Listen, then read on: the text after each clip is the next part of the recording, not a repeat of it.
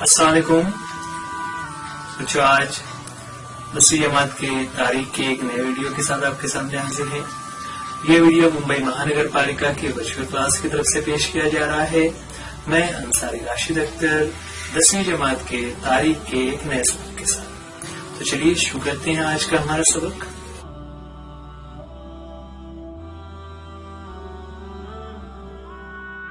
آج 10ویں جماعت کے تاریخ میں ہم جو چیپٹر دیکھنے جا رہے ہیں وہ ہے چیپٹر 1. اس چیپٹر 1 میں ہم کچھ تاریخ مضمون کس طرح سے تیار ہوتا ہے.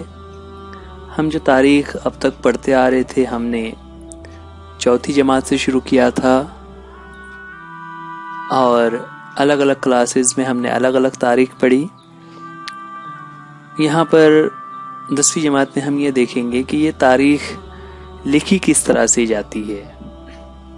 اسی کو عنوان دیا ہوا ہے تاریخ نویسی.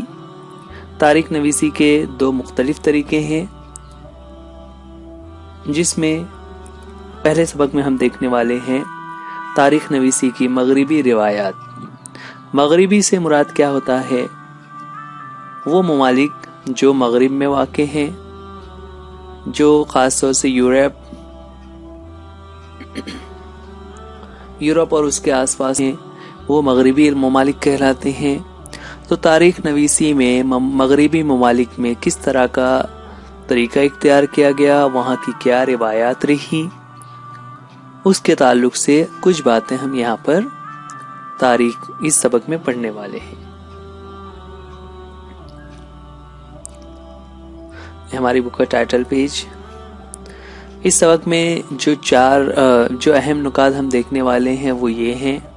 سب سے پہلے ہم دیکھیں گے کہ تاریخ نویسی کی روایت یعنی تاریخ نویسی کی ابتدا کب سے ہوئی. پھر جدید تاریخ نویسی یعنی نئے طریقے سے ماڈرن طریقے میں تاریخ کو کس طرح سے لکھا گیا. اس کے بعد تیسرا پوائنٹ ہم دیکھیں گے کہ یورپ میں سائنسی نقطہ نظر کا ارتقاء اور تاریخ نویسی ان دونوں کے درمیان کیا تعلق رہا. اور لاسٹ میں ہم دیکھیں گے کچھ اہم مفکرین یعنی کچھ اہم ایسے لوگ جنہوں نے تاریخ کو لکھا ہے.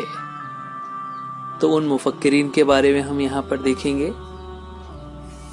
چلیے شروعات کرتے ہیں پہلے پوائنٹ سے یعنی تاریخ نویسی کی روایت. ابتدائی پیراگراف میں بتا رہے ہیں کہ گزشتہ زمانے میں جو بھی واقعات وقوع پذیر ہو رہے تھے جب اسے ہم ترتیب وار مربوط کر کے ایک ساتھ لکھتے ہیں جس کا مقصد یہ ہوتا ہے کہ اس کی تحقیق کی جا سکے، اسے لکھا جا سکے، اس کا مطالعہ کیا جا سکے، تو یہ تاریخ نویسی کہلاتا ہے. سائنسی علوم میں حاصل کردہ معلومات کی صداقت کی جانچ کے لیے تجرباتی طریقے اور راست مشاہدے پر انحصار کیا جاتا ہے. اس طریقہ کار کے ذریعے مختلف واقعات سے متعلق تمام ادوار کے عمومی اصولوں کو پیش کرنا اور انہیں بار بار ثابت کرنا ممکن ہوتا ہے نا. یہاں پر جس طرح جتنے بھی سائنسی علوم ہیں نا، سائنس میں ہم الگ الگ چیزیں جو پڑھتے ہیں دراصل وہ سب تجربات اور مشاہدے کی بنیاد پر ان کے اصول بنائے گئے ہیں. تو تاریخ میں بھی اسی پر عمل کیا جا رہا ہے، جس کی وجہ سے ہوتا یہ ہے کہ اصول بنانا اور ان اصولوں کو ثابت کرنا یہ آسان ہو جاتا ہے. تاریخ کی تحقیق میں تجرباتی طریقہ اور راست مشاہدے پر انحصار کرنا ممکن نہیں. دیکھیے یہاں پر سائنس اور تاریخ میں کیا فرق ہے کہ سائنس میں ہم تجربات کو تو کر سکتے ہیں، مشاہدے کو ہم دیکھ سکتے ہیں، اسے نوٹ کر سکتے ہیں، لیکن تاریخ کو ہم نہ تو تجربے کے طور پر دہرا سکتے ہیں نہ ہی اس کا مشاہدہ کر سکتے ہیں، کیونکہ وہ تو زمانہ اب گزر چکا.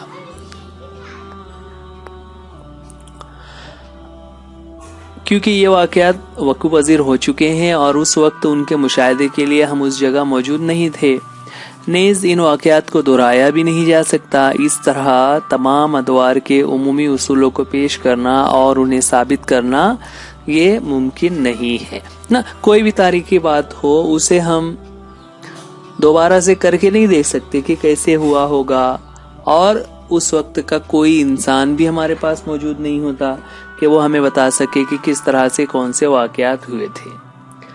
تاریخی دستاویز لکھنے کے لیے جس زبان اور رسم الخط کا استعمال کیا گیا ہو، سب سے پہلے اس کے مطالعے اور تفہیم کے لیے اس زبان اور رسم الخط کو جاننے والے ماہرین کی ضرورت ہوتی ہے نا۔ اب تاریخ کی جب بات کر رہے ہیں تو تاریخ میں ظاہر سی بات ہے ہم موجود نہیں تھے، لیکن اس وقت کی کچھ تحریریں، کچھ چیزیں، کچھ پینٹنگز وغیرہ یا کچھ دستاویز، کچھ سامان ہمیں ایسا مل جاتا ہے جس پر کچھ لکھا ہوا ہے، جس کی مدد سے تاریخ کو سمجھنے میں آسانی ہوگی۔ تو جو بھی اس پر زبان لکھی ہوئی ہے اس کو پڑھنا، اس کو سمجھنا، اس پر جو تحریر ہے اس کا رسم الخط ہے نا، رسم الخط یعنی جس زبان میں لکھا ہوا ہے، وہ جس الفابیٹ میں لکھا ہوا ہے اس کو سمجھنا۔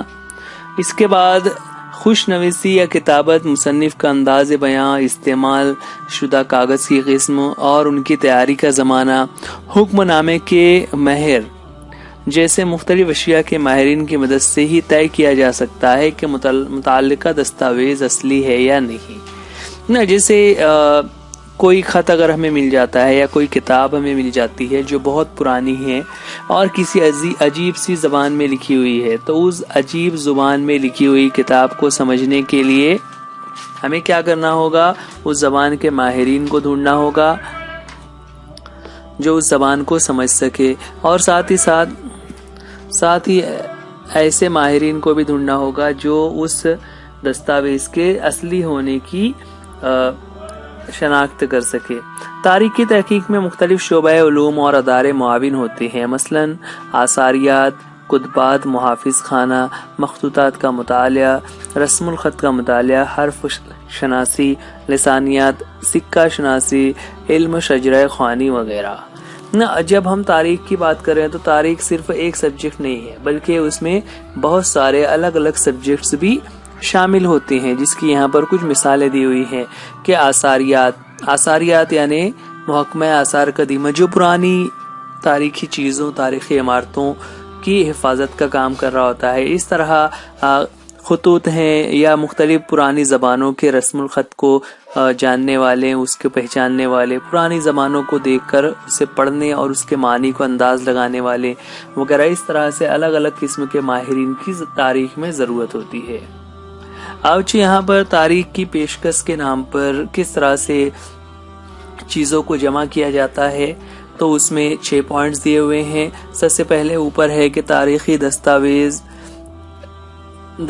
دستیاب تاریخی معلومات کے حوالوں کی جانچ کرنا، کہ جو دستاویز ہمارے پاس ہیں وہ کس طریقے سے ہم تک پہنچے ہیں، یعنی وہ سچے ہیں یا نہیں ہیں، پہلے کس کے پاس تھا، وہاں سے کیسے آیا ہے نا۔ جیسے سپوز اگر کوئی شخص آئے اور یہ کہے کہ میرے پاس مغلوں کے زمانے کی ایک انگوٹھی ہے، تو اس کے لیے ہمیں کیا کرنا ہوگا؟ ہمیں اس کی جانچ کرنا ہوگی کہ یہ جو شخص ہے، یہ جو بول رہا ہے کہ یہ انگوٹھی ہے، تو وہ کہاں سے آئی۔ تاریخی وسائل کا تجزیاتی تحقیق کرنا ہوگا نا، جو بھی وسائل ہمارے پاس ہیں، ہم نے اس سے پہلے 9ویں میں پڑھا تاریخی وسائل، تو ان کا تحقیق کرنا ہوگی کہ وہ تاریخی وسائل کس طرح سے سچ ہیں یا نہیں۔ ممکنہ تصورات پیش کرنا، کہ اپنے طور سے انداز لگا کر باتوں کو بتانا کہ کیا ہوا ہوگا۔ تاریخی حوالوں سے متعلق مناسب سوالات پیش کرنا، جب تاریخی حوالوں کی بات ہو رہی ہے تو اس کے متعلق سوالات پیش کرنا کہ کس زمانے میں ہوا تھا، اس وقت لوگوں کے کپڑے کیسے ہوا کرتے تھے، لوگوں کے مکانات کیسے ہوا کرتے تھے وغیرہ۔ مخصوص تاریخی واقعات سے متعلق حاصل شدہ معلومات کے زمانی مکانی حوالے اور تاریخ کے مطالعے کے طریقے کے مختلف تصوراتی خاکوں کی تفہیم کرنا۔ تو مختلف زمانوں میں جس طرح کے وہاں کے رسم و رواج، وہاں کے کپڑے، وہاں کے مکانات رہے ہیں، اس کو سمجھنے کی کوشش کرنا۔ اور اس کے علاوہ آخری پوائنٹ ہے کہ تاریخی معلومات کی ذخیرہ اندوزی، تاریخی تبدیلیوں کے لیے ذمہ دار عوامل کی نشاندہی اور ان کا تقابلی تجزیہ کرنا۔ تو جو بھی معلومات ہمارے پاس جمع ہوئی ہے، جو بھی تاریخی معلومات دستیاب ہے، ان کو صرف ایسے ہی قبول کر لینا نہیں، بلکہ ان کا تقابلی تجزیہ کرنا کہ اس کے پہلے کیا ہوا تھا، اس کے بعد کیا ہوا، تو کیا یہ جو بات ہمارے سامنے آئی ہے وہ پہلی والی اور اس کے بعد والی باتوں سے میچ ہوتی ہے، اس طرح سے اس کو کمپیئر کر کے ہم تاریخ کی پیشکش کی جاتی ہے نا، تاریخ کو لوگوں کے سامنے بتایا جاتا ہے۔ آگے بتاتے ہیں کہ تاریخ نویسی کی روایت۔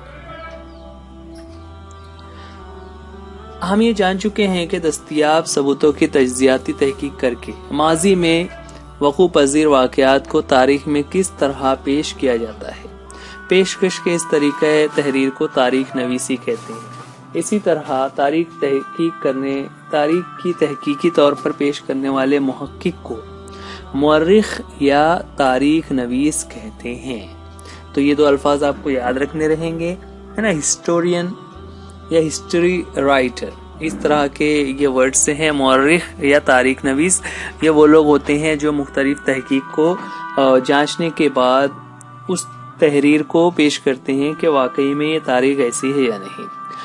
تاریخ بیان کرتے وقت ماضی میں وقوع پذیر ہونے والے ہر واقعے کا اندراج کرنا اور اس کی معلومات فراہم کرنا مورخ کے لیے ممکن نہیں ہوتا۔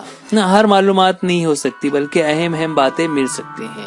تاریخ پیش کرتے وقت مورخ زمانہ ماضی کے کن واقعات کا انتخاب کرتا ہے، یہ اس بات پر منحصر ہے کہ اسے قارئین تک کیا پہنچانا ہے۔ دیکھیے یہاں پر ایک اہم بات کہ تاریخ میں جب آپ تاریخ نویسی شروع کرتے ہیں، یعنی تاریخ لکھنا شروع کرتے ہیں یا اس کی معلومات جمع کرنا شروع کرتے ہیں، تو اس میں ایک مقصد ہوتا ہے کہ کس مقصد کے لیے یہ تاریخ لکھی جا رہی ہے، اور اسی کے متعلق پھر معلومات یکجا کی جاتی ہے۔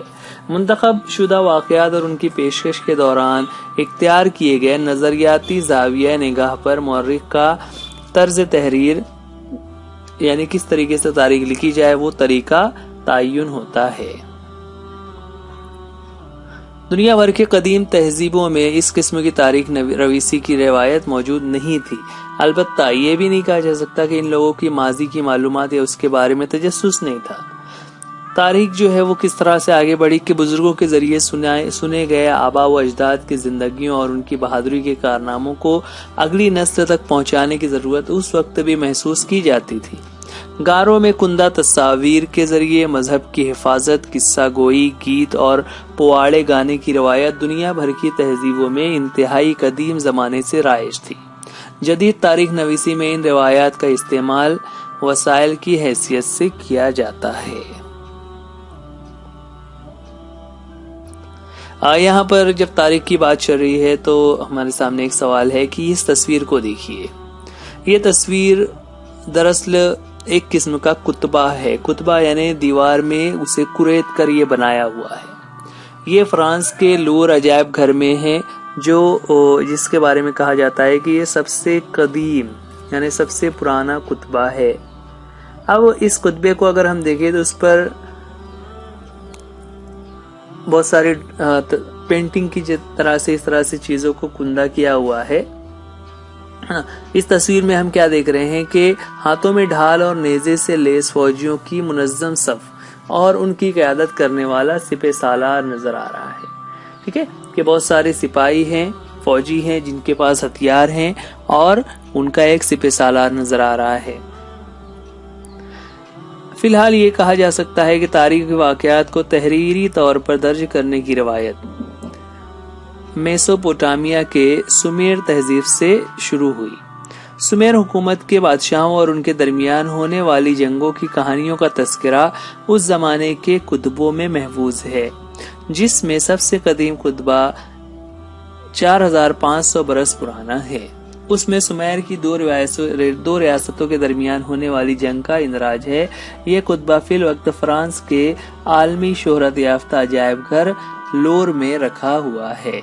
تو بچوں یہ جو کتبہ ہے یہ کیا ایک قسم کا ویس ہے جو اس زمانے میں ہونے والی جنگ کے بارے میں ہمیں بتاتا ہے کہ کس طرح سے اس وقت جنگ ہوا کرتی تھی، لوگ کس طرح سے اس کی تیاری کیا کرتے تھے۔ اگلا نقطہ ہے جدید تاریخ نویسی۔ اب آتے ہیں جدید تاریخ نویسی پر۔ تو جدید تاریخ نویسی میں بچوں یہاں پر آپ کو یہ چیزیں دھیان رکھنی ہوگی۔ جدید تاریخ نویسی کے طریقوں کے 4 اہم خصوصیات ہیں۔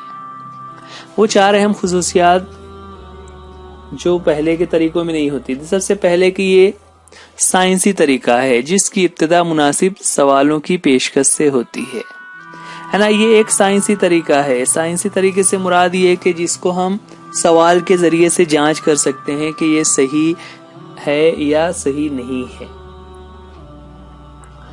اس کا دوسرا اس میں نقطہ ہے کہ یہ سوالات انسان مرکوز ہوتے ہیں, یعنی یہ انسانوں کی سرگرمیوں کے متعلق ہوتے ہیں. جتنے بھی واقعات انسانوں سے جڑے ہوئے ہیں وہ یہاں پر بتائے جاتے ہیں. اس میں کوئی دیومالائی کہانیاں نہیں ہوتی ہے نا. جیسے دیومالائی کہانیوں کو اس میں نہیں جوڑا جاتا بلکہ صرف انسان سے متعلق جو واقعات ہوتے ہیں ان کو ہی پیش کیا جاتا ہے. اس میں شیطان, راکشس, فرشتے ہے نا, یا پھر کوئی دیومالائی کردار وغیرہ ان طرح کی چیزوں کو شامل نہیں کیا جاتا, بلکہ صرف انسانوں کے ساتھ جو واقعات ہوئے, کہاں پر جنگیں ہوئی, کہاں پر ایسا کوئی واقعہ ہوا جس سے انسانوں کو نقصان پہنچا, وہ چیزیں بتائی جاتی ہیں. تیسرا ہوتا ہے کہ ان سوالوں کے جواب کی بنیاد پر قابل اعتماد تاریخی ثبوت ہوتے ہیں جس کی وجہ سے تاریخ کی پیشکش منطقی ہوتی ہے. جو سوالات پوچھے جاتے ہیں, جن سوالات کو سامنے رکھا جاتا ہے, ان سوال کے جواب کی بنیاد قابل اعتماد تاریخی ثبوت ہوتے ہیں نا. جب اس کا جواب دیا جا رہا ہے تو ایسا ہی فرضی نہیں ہوتا کہ وہاں پر ایک راکشس تھا, وہ لوگوں کو اس طرح سے نقصان پہنچاتا تھا. ایسی کہانیوں کے واقعات نہیں ہوتے بلکہ سچ کے واقعات ہوتے ہیں کہ فلاں زمانے میں فلاں بادشاہ تھا, اس کی حکومت اتنے بڑے علاقے پر تھی اور کس طرح سے وہ لوگوں پر ظلم کرتا تھا یا کس طرح سے وہ لوگوں کی دیکھ بھال کرتا تھا, جنگوں میں کس طرح سے مقابلے ہوا کرتے تھے. یہ تمام باتیں وہاں پر تاریخی ثبوت کے طور پر پیش کی جاتی ہے. اس طرح جو تاریخ کی پیشکش ہوتی ہے وہ منطقی ہو جاتی ہے, یعنی صرف خیالی پلاؤ نہیں ہوتا بلکہ اس کے پیچھے کوئی نہ کوئی وجہ ہوتی ہے. اور ماضی میں کی گئی انسانی سرگرمیوں کے ذریعے انسانی ارتقاء کا جائزہ بھی تاریخ میں لیا جاتا ہے. ٹھیک ہے, انسان کا جو ارتقاء ہوا, کس طرح سے انسان جو ہے وہ اپنے آپ میں بدلتا چلا گیا, اس چیز کا جائزہ بھی یہاں پر لیا جاتا ہے. یہاں پر یہ جو طریقہ ہے جسے ہم جدید تاریخ نویسی کا سائنسی طریقہ کہہ رہے ہیں, یہ تاریخ نویسی کا طریقہ قدیم یونانی تاریخ نویسی میں بھی پایا جاتا تھا. یعنی اس زمانے میں بھی اس طرح کی چیزیں تھی جہاں پر لوگ اس کا استعمال کرتے تھے. یہ یہاں پر ایک چیز اور بتائی جا رہی ہے کہ جو لفظ ہسٹری ہے, لفظ ہسٹری یہ بھی یونانی ہی زبان کا ایک لفظ ہے نا. اس لفظ کا استعمال پہلی مرتبہ ہیروڈوٹس نامی یونانی تاریخ دان نے اپنی کتاب دا ہسٹریز کے عنوان کے لیے کیا تھا. تو یہ دو نکات ہمارے ہو گئے کہ کس طرح سے ہوتا ہے. اب اس کے آگے ہم دیکھیں گے یورپ اور اس کے آگے کی تاریخ نویسی. اس کے آگے بڑھتے ہیں جس میں ہم اس چیپٹر کے تھرڈ ٹاپک پر آئیں. تو تھرڈ ٹاپک ہے یورپ میں سائنسی نقطہ نظر کا ارتقاء اور تاریخ نویسی. بچوں, جیسے جیسے یہاں پر سائنس کی ترقی ہوئی اس کے ساتھ ساتھ تاریخ نویسی پہ بھی تبدیلیاں ہوتی گئی. 18ویں صدی عیسوی تک یورپ میں فلسفے اور سائنس کے شعبوں میں قابل ذکر ترقی ہو گئی تھی. مفکروں کو اس بات پر اعتماد ہونے لگا کہ سائنسی طریقے کا استعمال کر کے سماجی اور تاریخی حقائق کا مطالعہ کرنا ممکن ہوگا. اگلے دور میں یورپ اور امریکہ میں تاریخ اور تاریخ نویسی سے متعلق خوب غور و فکر کیا گیا. تاریخ نویسی میں ٹھوس ثبوتوں کو اہمیت حاصل ہوتی چلی گئی. 18ویں صدی سے قبل یورپ کی یونیورسٹیوں میں ہر جگہ خدا سے متعلق مباحثے اور فلسفے جیسے مضامین کو ہی زیادہ اہمیت دی گئی تھی. لیکن دھیرے دھیرے رفتہ رفتہ یہ تصویر بدلنے لگی اور 1737 میں جرمنی میں گونٹگین یونیورسٹی قائم کی گئی. اس یونیورسٹی میں پہلی مرتبہ مضمون تاریخ کو آزادانہ درجہ دیا گیا. اس کے بعد جرمنی کے دیگر یونیورسٹیاں بھی تاریخی مطالعے کا مرکز بن گئی. جب بھی تاریخ کی بات ہوتی تھی تو لوگ صرف مذہب اور خدا تک ہی محدود رہتے تھے. لیکن 18ویں صدی میں وہ بدلنے لگا۔ اب 18ویں صدی میں جن لوگوں نے، جن مفکرین نے یہاں پر اہم رول ادا کیا، ان کے بارے میں کچھ معلومات حاصل کریں گے اس عنوان کے تحت، جو کہ ہے اہم مفکرین۔ علم تاریخ نویسی کے ارتقاء میں کئی مفکرین کا اہم کردار رہا ہے۔ بہت سارے لوگ تھے الگ الگ ممالک سے، الگ الگ براعظموں سے، جو اس پر غور و فکر کر رہے تھے۔ ان میں سے کچھ کے بارے میں ہم یہاں پر معلومات حاصل کریں گے، جنہوں نے تاریخ نویسی اور تاریخ کے متعلق اہم کام کیے۔ اس میں پہلا نام آتا ہے رینے ڈیکارٹ۔ رینے ڈیکارٹ جو کہ ایک فرینچ نام ہے، ان کا زمانہ ہے 1596 سے 1650 میں ان کا انتقال ہوا۔ تو اس زمانے تک لوگ صرف مذہب اور خدا کے تعلق سے تاریخی باتوں کو یاد رکھتے تھے، لیکن رینے ڈیکارٹ نے اس میں تبدیلی کی۔ یہ خیال پرزور طریقے سے پیش کیا جاتا تھا کہ تاریخ نویسی میں استعمال ہونے والے تاریخی وسائل، خصوصاً دستاویز کی تصدیق نہایت ضروری ہے۔ ان مفکرین میں رینے ڈیکارٹ نامی فرانسیسی فلسفی پیش تھی، یعنی جو بھی بات تاریخی تعلق سے کہی جائے گی اس میں کوئی نہ کوئی دستاویز ہونا چاہیے، کوئی نہ کوئی وسائل ہونا چاہیے۔ یوں ہی صرف سنی سنائی باتوں کو قبول نہیں کیا جائے گا، بلکہ دستاویز کا ہونا ضروری ہے، اور دستاویز بھی صحیح ہو۔ یہ جو ہمیں ایک پرانی بک نظر آ رہی ہے، یہ دراصل رینے ڈیکارٹ کی ہی بک ہے، جس کا ٹائٹل ہے ڈسکورس آن دا میتھڈ۔ یہ فرینچ میں لکھی ہوئی ہے۔ تو ان کی جو کتاب تھی ڈسکورس آن دی میتھڈ، اس کتاب میں انہوں نے ایک اصول سائنسی تحقیق کے نظریے سے کافی اہم مانا جاتا ہے۔ وہ کیا ہے کہ جب تک بلا شک و شبہ کسی واقعے کی سچائی قابل اعتماد نہیں ہوتی، اسے ہرگز قبول نہیں کرنا چاہیے۔ تو ان کی کتاب کا ایک بنیادی اصول کیا تھا کہ کوئی بھی بات جب ہم تاریخ کے تعلق سے کہہ رہے ہیں تو وہ بات سچی ہے یا نہیں ہے، اگر اس میں ذرا سا بھی شک و شبہ ہو تو اسے بالکل بھی قبول نہیں کرنا چاہیے۔ بہت ساری تاریخی واقعات اور تاریخی باتیں ایسی ہوتی ہیں جو لوگوں نے اس میں من گھڑت چیزوں کو جوڑ دیا ہوتا ہے نا، لیکن یہاں پر رینے ڈیکارٹ نے پہلی مرتبہ اس بات پر زور دیا کہ جس میں ذرا سا بھی شک و شبہ ہوگا اس بات کو قبول نہیں کیا جائے گا۔ تو رینے ڈیکارٹ، اس کے بعد دوسرا ایک نام ہے والٹیئر۔ والٹیئر کا جو زمانہ ہے وہ 1694 سے 1778 ہے۔ ان کا اصلی نام فرانسوا مری ایروے تھا، وہ بھی فرانس کے تعلق رکھنے والے تھے۔ انہوں نے تاریخ نویسی کے لیے نہ صرف ٹھوس حقائق اور واقعات کی ترتیب پر توجہ دی، بلکہ یہ خیال بھی پیش کیا کہ اس زمانے کے سماجی روایات، تجارت، معاشی نظام، زراعت وغیرہ امور کا خیال رکھنا چاہیے۔ یعنی صرف جو اہم واقعات ہو رہے ہیں اسی کو نہیں، بلکہ ہر طریقے کی سماجی روایات ہوں، تجارت ہو، کاروبار ہو، اس پر بھی دھیان دینا چاہیے۔ اور آگے مزید بتا رہے ہیں کہ اس وجہ سے یہ بات سامنے آئی کہ تاریخ مرتب کرتے وقت انسانی زندگی کے تمام پہلوؤں کا احاطہ کرنا ضروری ہے۔ اس اعتبار سے والٹیئر کو جدید تاریخ نویسی کا بانی کہا جاتا ہے۔ بچوں یہ یاد رکھیں گے، والٹیئر کو جدید تاریخ نویسی کا بانی کہا جاتا ہے۔ والٹیئر کے بعد آگے بڑھتے ہیں اگلے مفکر کی طرف، جو کہ ہے جارج ولیم فریڈرک ہیگل۔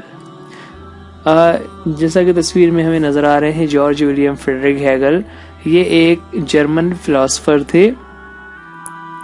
انہوں نے اس بات پر زور دیا کہ تاریخ کو منطقی طریقے سے پیش کیا جائے، مطلب ہر ایکشن یا جو بھی واقعہ ہو رہا ہے اس کی وجہ کیا ہے، اس وجہ کو سمجھنے کی کوشش کی جائے۔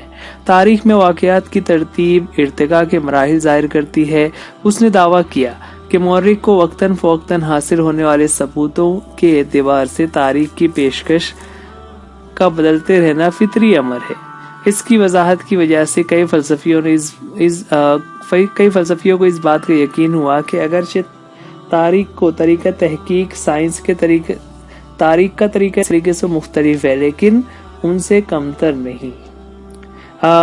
انسائکلوپیڈیا آف فلاسفیکل سائنسز نامی کتاب میں جارج ولیم فریڈرک ہیگل کے لیکچرز اور مضامین شامل ہے۔ ہیگل کی تصنیف ریزن ان ہسٹری کافی مشہور ہے۔ تو ان کی یہ دو کتابیں ہیں، انسائکلوپیڈیا آف فلاسفیکل سائنسز اور دوسرا ریزن ان ہسٹری۔ تو ان دو کتابوں میں ان کے مضامین پر انہوں نے کافی وضاحت سے باتیں کی ہوئی ہے نا۔ ان کے تعلق سے ایک بات اور یہ بتائی جا رہی ہے کہ ہیگل کے مطابق کسی واقعے کا مطلب اخذ کرنے کے لیے اس کی درجہ بندی دو مخالف قسموں میں کی جاتی ہے۔ اس کے بغیر انسانی دماغ کو اس واقعے کا ادراک نہیں ہوتا، مثلا سچ یا جھوٹ، اچھا اور برا۔ اس طریقے کو جدلیت کہتے ہیں۔ اس طریقے میں پہلے ایک اصول پیش کیا جاتا ہے، اس کے بعد اس اصول کو قطع کرنے والا مخالف اصول پیش کیا جاتا ہے۔ ان دونوں کے منطقی برتاؤ کے بعد ان دونوں کے خلاصے پر مشتمل اصول کے ارتباطی پیشکش کی جاتی ہے۔ تو یہ ایک تھیوری ہے نا۔ اچھا دیکھیے، یہاں پر ہم اس 10ویں جماعت میں جو تاریخ کا سبق پڑھ رہے ہیں اس میں ہم یہ سمجھنے کی کوشش کر رہے ہیں کہ تاریخ کس طرح سے لکھی گئی۔ تو ہر زمانے میں مختلف لوگوں نے اپنے اپنے طور سے اس کے لیے اصول بنائے۔ تو یہ الگ الگ اصولوں کے درمیان ہمیں یہ بتایا جا رہا ہے کہ 1770 سے 1831 کا جو جارج ولیم فریڈرک ہیگل کا زمانہ تھا، انہوں نے ان نظریات کو پیش کیا، جبکہ ابھی ہم دیکھ رہے تھے دوسرے کچھ مفکرین ہیں، انہوں نے کچھ اور بھی نظریات پیش کیے۔ آگے ہم اور دیکھ رہے ہیں، چلیے دیکھتے ہیں آگے کہ الگ الگ مفکرین نے اپنے اپنے طور سے اپنی رائے پیش کی اور اسے ثابت کرنے کی بھی کوشش کی۔ اگلا نام ہے لیوپولڈ وان رانکے، جن کا زمانہ ہے 1795 سے 1886 کا۔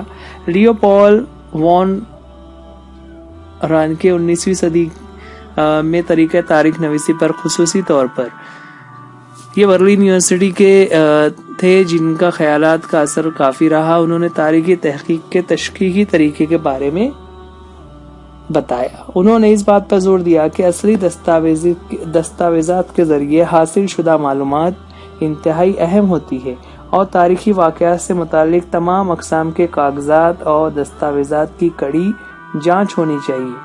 انہیں اس بات کا یقین تھا کہ اس طریقے سے تاریخ کی صداقت تک رسائی ہو سکتی ہے۔ انہوں نے تاریخ نویسی میں خیالی واقعات پر تنقید کی اور عالمی تاریخ کی ترتیب پر زور دیا۔ انہوں نے بھی وہ خیالی اور جو جھوٹ باتیں ہیں ان کو منع کیا۔ ان کی بک کا نام ہے The Theory and Practice of History اور دوسری کتاب ہے The Secret of World History۔ ان دو کتابوں میں ان کے بہت سارے مضامین یکجا کیے ہوئے ہیں، یعنی یہ دو کتابیں ان کے مضامین سے بھری ہوئی ہیں۔ لیوپولڈ کے بعد آگے بڑھتے ہیں۔ اگلا نام ہے کارل مارکس کا۔ کارل مارکس کے تعلق سے ہم نے معاشیات میں پڑھا ہوا ہے، 9ویں جماعت میں بھی ہم اس کے بارے میں کافی کچھ پڑھتے رہے ہیں۔ کارل مارکس کا جو زمانہ تھا وہ 1818 سے 1883 کا زمانہ تھا۔ کارل مارکس کے بارے میں ہے کہ 19ویں صدی کے نصف آخر میں کارل مارکس کے پیش کردہ اصولوں کی وجہ سے تاریخ کے زاویہ نظر میں اہم تبدیلیاں لانے والا فکری نظام وجود میں آیا نا۔ انہوں نے جو باتیں پیش کی، جو نظریہ لوگوں کے سامنے پیش کیا، وہ تاریخ کے زاویے کو بدلنے والا تھا، تبدیلی آ رہی تھی۔ انہوں نے خیال پیش کیا کہ تاریخ غیر مرئی تصورات پر نہیں بلکہ زندہ انسانوں کے تذکرے پر مبنی ہوتی ہے نا۔ غیر مرئی تصورات یعنی خیالی باتیں، کہ جیسے اگزامپل کے طور پر اگر ہم بات کریں کہ الادین کا چراغ، تو الادین کے چراغ سے جن نکلتا ہے، لیکن اگر آپ سے کوئی پوچھے کہ یہ واقعہ کس سن میں ہوا تھا، کس جگہ پر ہوا تھا، وہاں پر کون سے راجا کی حکومت تھی، تو یہ باتیں ہم نہیں بتا سکتے، کیونکہ یہ کہانیاں ہیں، قصے ہیں، اس میں حقیقت کو جاننا ممکن نہیں۔ تو ایسے تصورات پر تاریخ نہیں لکھی جاتی، بلکہ انہوں نے آگے اس کی تفسیر بتائی کہ انسان کے آپسی تعلقات ان کی بنیادی ضرورتیں پوری کرنے کے لیے میسر ذرائع پیداوار کی نوعیت اور ملکیت پر مبنی ہوتے ہیں نا۔ انسانوں کے تعلقات ایک دوسرے سے کب ہوتے ہیں؟ جب ان کی ضرورتیں دوسروں سے پوری ہو رہی ہو۔ سماج کے مختلف طبقات کو وسائل یکساں طور پر میسر نہیں ہوتے نا، یہ ہم دیکھتے ہیں بہت سارے لوگ غریب ہوتے ہیں، بہت سارے لوگ امیر ہوتے ہیں، کسی کے پاس روزگار ہوتا ہے، کسی کے پاس زمینیں ہوتی ہیں، کسی کے پاس کپڑے ہوتے ہیں، اور کسی کے پاس یہ تمام چیزیں نہیں ہوتی۔ تو ہر طریقے سے لوگوں کے پاس جو وسائل ہیں وہ یکساں نہیں ہوتے، جس کی وجہ سے سماج میں طبقات پر مبنی غیر مساوی تقسیم کی وجہ سے طبقاتی کشمکش پیدا ہوتی ہے نا۔ اس میں پھر کیا ہوتا ہے کہ جو الگ الگ طبقے ہو گئے ہیں ان میں ایک کشمکش پیدا ہو جاتی ہے، انہیں لگتا ہے کہ وہ لوگ ہمارا نقصان کر رہے ہیں، اور دوسرے طبقے کو لگتا ہے کہ پہلے طبقے والے نقصان کر رہے ہیں۔ جن طبقات کے پاس ذرائع پیداوار ہوتے ہیں وہ دیگر طبقوں کا معاشی استحصال کرتے ہیں نا، جن کے پاس زیادہ مال و دولت اور وسائل ہوں گے وہ دوسروں کا معاشی استحصال کرتے ہیں۔ یہاں پر کارل مارکس کی بک ہے جس کا یہ سرِ ورق آپ کے سامنے دیا ہوا ہے، داس کیپٹل، جس میں انہوں نے پورے ایک نظام کو بتایا ہے کہ کس طرح سے ہمارا سماجی نظام ہونا چاہیے۔ آگے بڑھتے ہیں کارل مارکس کے بعد اگلے مفکر کی طرف۔ اس سے پہلے ایک چیز یہاں پر ہے، یہ ہے اینالس نظام۔ یہ ایک جب تاریخ نویسی اور تاریخ میں کن باتوں کو دھیان دینا چاہیے یہ سب باتیں ہو رہی ہیں، اس دوران 20ویں صدی کی ابتدا میں تاریخ نویسی کا نظام وجود میں آیا۔ اس نظام کی وجہ سے تاریخ نویسی کو ایک الگ سمت ملی۔ تاریخ کے مطالعے کو صرف سیاسی اتل پتل، بادشاہوں، عظیم رہنماؤں اور ان کی سیاست، سفارت اور جنگوں پر مرکوز نہ کرتے ہوئے اس دور کے موسم، مقامی لوگ، زراعت، تجارت، ٹیکنالوجی، نقل و حمل، مواصلاتی وسائل، سماجی درجہ بندی اور اکثریت کا رجحان جیسے موضوعات کو بھی مطالعے میں اہم سمجھا جانے لگا۔ اینالس نظام کی ابتدا اور ارتقاء کا صحرا فرانسیسی مورخوں کے سر بنتا ہے۔ تو یہ بھی ایک نظام تھا جس میں اہم واقعات کے ساتھ ساتھ جو دوسری چیزیں ہیں ان کو بھی کور کیا جا رہا تھا۔ اسی طرح ایک دوسرا نظریہ ہے، دوسرا ایک گروپ ہے جو کہلاتا ہے نسائی تاریخ نویسی، یعنی فیمنسٹ ہسٹوریوگرافی۔ فیمنسٹ یا فیمنزم ایک ایسی تحریک چلی تھی جس میں خواتین کو خاص کر کے مساوات مرد زن اس طرح کی باتیں وہاں پر کی گئی تھی۔ تو ہر شعبے میں یہ ہو رہا تھا، تو تاریخ میں بھی ایسا ہوا۔ نسائی تاریخ نویسی یعنی خواتین کے نقطہ نظر کے مطابق کی گئی تاریخ کی از سر نو تشکیل۔ سیما و بوا نامی فرانسیسی دانشور نے نسائیت کی بنیادی کردار ثابت کیا۔ نسائی تاریخ نویسی میں خواتین کی شمولیت کے ساتھ تاریخ نویسی کے شعبوں میں مردوں کی فوقیت پر مرکوز زاویہ نظر پر از سر نو غور کرنے پر زور دیا گیا۔ اس کے بعد خواتین کی زندگیوں سے جڑی ملازمت، روزگار، ٹریڈ یونین، ان سے مربوط مفاد میں سرگرم ادارے، خواتین کی خاندانی زندگی جیسے مختلف پہلوؤں پر مفصل غور و فکر پر مبنی تحقیق کی ابتدا ہوئی۔ 1990 کے بعد خواتین کو ایک علیحدہ سماجی طبقہ تسلیم کر کے تاریخ نویسی کی ابتدا ہوئی۔ اہم مفکرین میں آج کے اس سبق کا ہمارا آخری نام ہے جو کہ کافی اہم ہے، وہ ہے مائیکل فوکو۔ مائیکل فوکو، ان کا زمانہ جو ہے 1926 سے 1984، یعنی ہمارے ماڈرن ٹائم کی یہ ایک فلسفر ہیں۔ 20ویں صدی میں فرانسیسی مورخ مائیکل فوکو کے قلم سے تاریخ نویسی کا ایک نیا نظریہ سامنے آیا۔ وہ نیا نظریہ کیا تھا؟ انہوں نے آرکیالوجی آف نالج نامی کتاب میں واضح کیا کہ تاریخ کو زمانی ترتیب سے ایک ساتھ پیش کرنے کا طریقہ غلط ہے۔ اس نے اس جانب توجہ مبذول کرائی کہ آثار قدیمہ کے تحت آخری سچائی تک پہنچنا ہی مقصد نہیں ہے، بلکہ ماضی کے تغیرات کی وضاحت کرنے کی کوشش بھی کی جاتی ہے۔ فوکو نے تاریخ میں تغیرات کے وضاحت پر زور دیا، اس لیے انہوں نے اس طریقے کو علم کا آثار قدیمہ نام دیا ہے نا، آرکیالوجی آف نالج، اس طرح سے انہوں نے اس کا نام دیا۔ مورخوں کے ذریعے سابقہ دور میں نظر انداز کیے گئے نفسیاتی امراض، علم طب یا علم الادویہ اور قید خانوں کے نظام جیسے موضوعات پر انہوں نے تاریخی نظریے سے غور و خوض کیا۔ اسی کے ساتھ ساتھ جدید تاریخ نویسی کی وسعت میں اس طرح اضافہ ہوتا گیا۔ ادب، فن تعمیر، مجسمہ سازی، تصویر کشی یعنی ڈرائنگ، موسیقی، رقص، ڈرامہ، فلم سازی، ٹیلی ویژن، ان جیسے موضوعات پر جو کہ نئے نئے موضوعات سماج میں نظر آ رہے تھے، ان کو تاریخ میں لیا گیا اور اس طرح سے آزادانہ تاریخ لکھی جانے لگی۔